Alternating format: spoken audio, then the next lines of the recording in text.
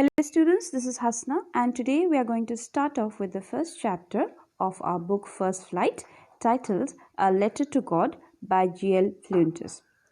Now this story that we are going to read is about faith. You see, faith is like Wi-Fi. Although it is invisible, but it has the power to connect you to what you need. Now, this story is actually revolving around the unquestionable belief that one has in something. The protagonist, Lancho, writes a letter to God seeking help from him because he is in a very devastating situation. Now, although by the end of the chapter we see his wishes get partially fulfilled, but he seems to be ungrateful in the end, and he questions the honesty and the modesty of the postmaster. Now, to know more about this particular story, let us go straight into the text. The house, the only one in the entire valley, sat on the crest of a low hill. From the height, one could see the river and the field of ripe corn dotted with the flowers that always promised a good harvest. The only thing the earth needed was a downpour or at least a shower. Throughout the morning, Lancho, who knew his fields intimately, had done nothing else but see the sky towards the northeast. Now, Lancho, a farmer who lived on the only house that was there on the top of a hill. Now, the hill was low-heighted. From there, a river and a ready-to-harvest cornfield were visible. Now, this field belonged to Lancho, and he had the utmost confidence that the harvest would reap great profits for him. Now, the only thing that was awaited by him was a rainfall. Now, in this hope, he had spent the entire morning gazing at the sky in the northeast direction from where a drizzle was expected to shower on his field. "Now we are really going to get some water, woman." The woman who was preparing supper replied, "Yes, God willing." The older boys were working in the field while the smaller ones were playing near the house until the woman called to them all, "Come for dinner." Now the man, while looking at the sky confidently, tells his wife that they are going to have a rain shower, to which the lady replies by saying that only if everything happens as they hoped and expected. Now the elder children were working in the field and the younger ones were playing near the house when Lancho's wife calls everyone for dinner. It was during the mealtime that, just as Lancho had predicted, big drops of rain began to fall. In the northeast, huge mountains of clouds could be seen approaching. The air was fresh and sweet. The man went out for no reason than to have the pleasure of feeling the rain on his body. And when he returned, he exclaimed, "These aren't raindrops falling from the sky. They are new coins. The big drops are 10-cent pieces and the little ones are 5." Now, it was during dinner time that drops of rain began to fall, hereby proving that the farmer's prediction was true. The wind was also very pleasant and the clouds could be seen approaching from the northeast sky. Lancho goes out of the house to take pleasure in feeling the droplets on his body. He refers to the drizzle as coins, large droplets being equivalent to 10 cents and the smaller ones to 5 cents. Now, why does he say so? He says so because these raindrops would ensure a good crop, which would eventually get them a lot of money. And so big raindrops means more water, and that's why it's compared to a big amount of money. And small raindrops consists of little water, and that's why it's calculated to small amount of money. Clear? Now, with a satisfied expression, he regarded the field of ripe corn with his flowers, draped in a curtain of rain. But suddenly a strong wind began to blow, and along with the rain, very large hailstones began to fall. These truly did resemble new silver coins. But the boys, exposing themselves to the rain, ran out to collect the frozen pearls. Now, on seeing everything go as expected, Lancho reflected from the field and the flowers covered with droplets which seemed as if they were wrapped up in a curtain. Now, suddenly, unexpectedly, strong winds started blowing, which ultimately led to a hailstorm. The writer here refers to these hailstorms as frozen rain. In the chapter, it is referred to as new silver coins. Now, the reason why it is referred to as silver coins, it's because of the color of the hailstorm, almost silvery. Okay, and since the size of the hailstorm were quite big, so probably the size of the hailstorm were almost like the size of a coin, and so it's referred to as silver coins. Okay? Now the innocent boys became playful and went out in the rain to play and collect these hailstones, which looked like frozen pearls. The boys did not understand what it meant for Lancho. Clear? "It was really getting bad now," exclaimed the man. "I hope it passes quickly." It did not pass quickly. For an hour the hail rained on the house, the garden, the hillside, the cornfield, on the whole valley. The field was white, as if covered with salt. Now the farmer now started worrying and hoped that the storm gets over quickly, which to his utmost disappointed did not stop. The hailstorm covered the entire valley, including his house, garden, hillside, and his cornfield. It made everything look so white that it seemed as if it was covered in salt.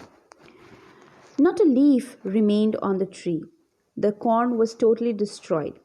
The flowers were gone from the plants. Lancho's soul was filled with sadness. When the storm had passed, he stood in the middle of the field and said to his son, "A plague of locusts would have left more than this. The hail had left nothing. This year we will have no corn." That night was a sorrowful one. All our work for nothing. There's no one who can help us. We all go hungry this year. And Lancho became stressed and disappointed as everything went against his plan. The trees had shed their leaves, corns were smashed, and the flowers had also fallen from their plant. While standing in the withered field, he conveyed his dismay and sorrow to his son by commenting that the effect of the storm proved to be worse than that of the crop-destroying insects like the locust. All this hard work had gone in vain. He felt helpless as no corns had been left, and he feared that the coming time or the coming year they might have to starve. Clear? But in the hearts of all who lived in that solitary house in the middle of the valley, there was a single hope: help from God. Don't be so upset. Even though this seems like a total loss, remember, no one dies of hunger. That's what they say. No one dies of hunger. Now, even after everything had gone southwards, that means got wrong, the family still had hope in their hearts. They had faith in the Almighty even after nothing was left. They gave each other support and recalled a saying which assures that no one ever dies of starvation. All through the night, Lancho thought only of his one hope, the help of God, whose eyes, as he had been instructed, see everything, even what is deep in one's conscience. Lancho was an ox of a man, working like an animal in the fields. But still he knew how to write. The following Sunday, at daybreak, he began to write a letter, which he himself would carry to town and place in the mail. It was nothing less than a letter to God. Now, Lancho spent his entire night thinking of the only one option that was left, and that was seeking help from God, who he had been informed had the eyes and ears everywhere. It's some kind of a faith that is installed in every one of us since the time we are children. And so Lancho too had known that God sees everything, God hears everything, okay, God knows everything. So he thought of writing a letter to God, conveying his grievances. Now, despite spending all these years working at the farm, he still knew how to write. So he decided that he would be writing a letter. Now here we find a word, Lancho was an ox of a man. This indicates that although Lancho had been working very hard in his field and he had spent most of his time working in the field, he still knew how to write. So he decided to write a letter. So he started writing on the started writing the letter on the Sunday morning, and he decided that he himself would be mailing it after going to the town. Yeah? God, he wrote, if you don't help me, my family and I will go hungry this year. I need 100 peso in order to sow my field again and to live until the crops come, because the hailstorm. Now, in the letter to God, he communicated his poverty-stricken situation and mentioned that he needed 100 paise to regenerate the crop along with surviving until the next harvest was ready. So he wrote to God on the envelope, put the letter inside, and still troubled, went to town. At the post office, he placed a stamp on the letter and dropped it into the mailbox. So he on the envelope he wrote to God, then at the post office placed a stamp on the letter and dropped it on the mailbox. Now, one of the employees who was a postman and also helped at the post office went to his boss laughing heartily and showed him the letter to God. Never in his career as a postman had he known that address. The postmaster, a fat, amiable fellow, also broke out laughing, but almost immediately he turned serious and, tapping the letter on his desk, commented, "What faith! I wish I had the faith of the man who wrote this letter, starting up a correspondence with God." Now, the postmaster, who was also an employee of the post office, noticed Lancho's letter, and the postman who noticed this letter, he went with this letter to the postmaster, and they both felt very amused. And the postmaster too started laughing, who happened to be a very friendly and a fat kind of a man. But not very long again, he had the sense of seriousness, and he was astounded at the amount of faith Lancho had displayed in God, and he wished that he too had the same kind of a faith.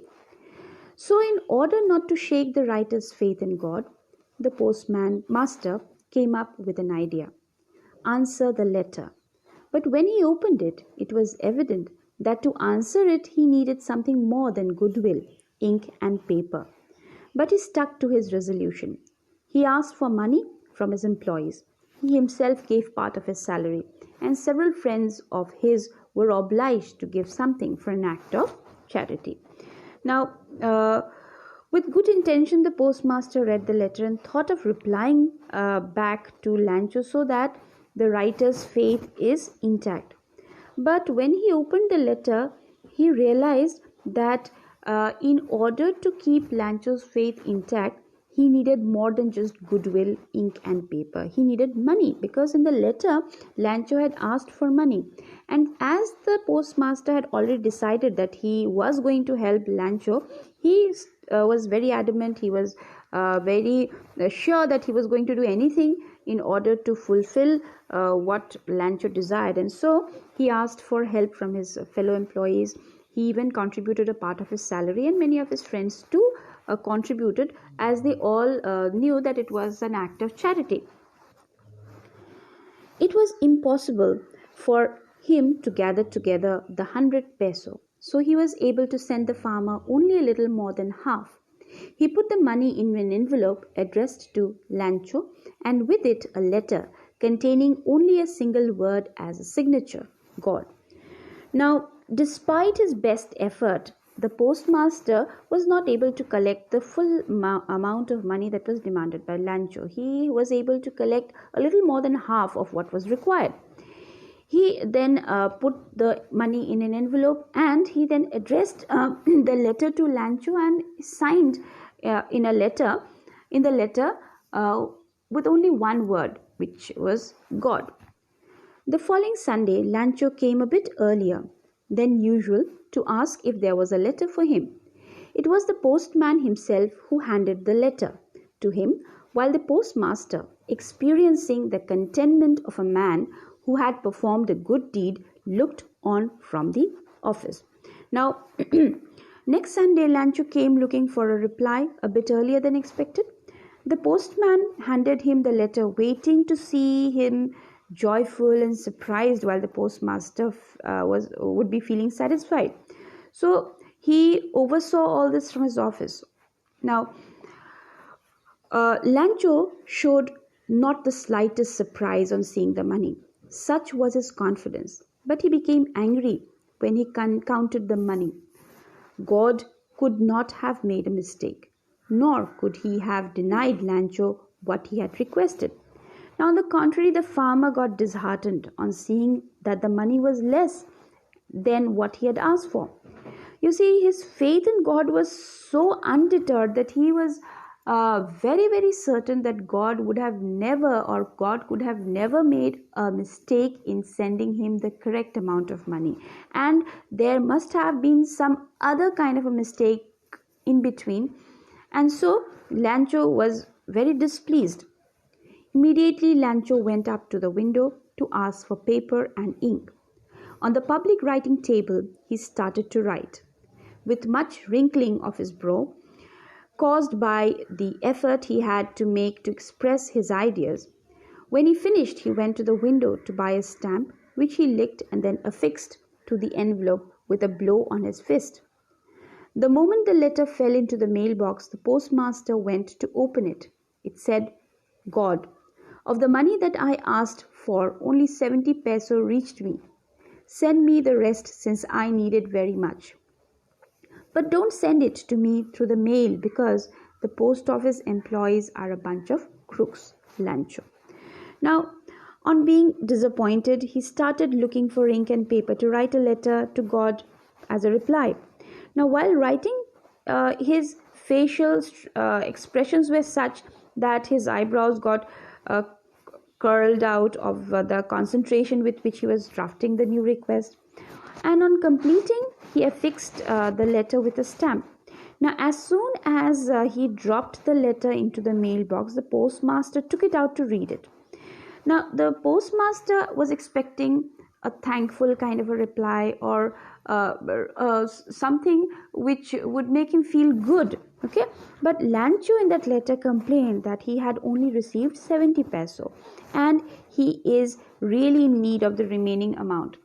Now, he also mentioned that he doubted the integrity and the honesty of the post office employees and suggested to God that the money should not be sent via post office, because he doubted that the staff at the post office must have stolen the amount of money given to him. Okay, so you see, we see that Lancho is becoming very ungrateful, because the postmaster had been very helpful, and he had done everything without mentioning his name. He just mentioned the name of God, and he had done it with a good intention, but Lancho remained ungrateful. Okay, so I hope this whole story is clear to you. But remember one point that we need to remember, that this although we are condemning Lancho for his ungratefulness, but we also need to appreciate the amount of faith that he had in God, because for him the financial aid that he had received was from God. He did not know that it was given by some human beings. Okay, so I hope this chapter is clear. Thank you.